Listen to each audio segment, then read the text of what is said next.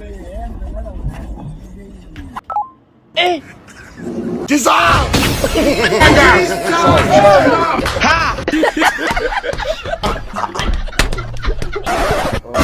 Maremo na bo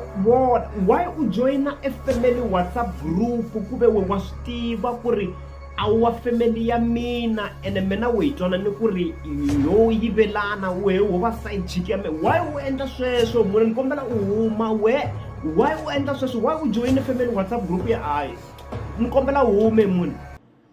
na me musi ni family ya we wa nga lavi ku ni nghenelela kasi ka swilo swa family ya ka n'we na me musi ni un'wana wa n'we And it is very shameful for you to accept that. bona we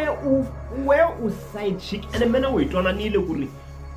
mina we yo tlanga yo hungasa i swo le xitarateni swo helela ku se we u lava yini eka family chat group ya ka hina loko se va ku vona kokwalaho swo boha ta ku vutisa ku ri we u lava yini kokwala ene we mane munhu so already se u ni taxile a ni kha manje ni n'wi byerile ku hawa hi nsati wa vumbirhi Carry all your family at first.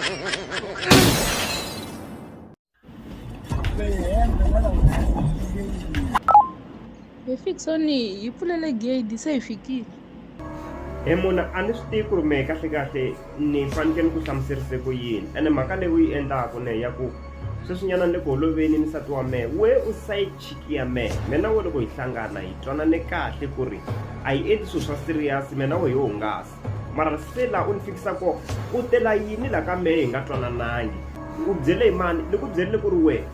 loko u fanele u ta hi fanele mina we hi vulavula ku fanele ku va ku ri mehe ni ku byelaka vona swi nsati wa mehe wa ha ku huma sweswinyana lero lo va ni laki ya ku u fika u kume nsati wa mehe wa ha ku huma mara in 2 hours i ta va a ri laha kahle why u hanya so kahle ni endle mistake ku va ni gangise munhu wo fana na wena ni ku ni lo ta yiva na yena kahle ene a ni ku loko zama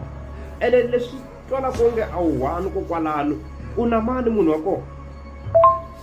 a ni one vhele ni famba na papa na ku va tivisa wena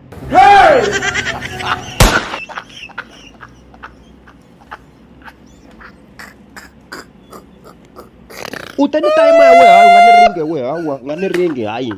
time ya we ta ku endleni ka yini mukon'wana pfula gate mani hi rini hi yimile la na vamana yena ni va rhumela swi hi mhaka ndlala hi twa ndlala u swekile mukon'wana pfula gate mani wa hi hlwerisa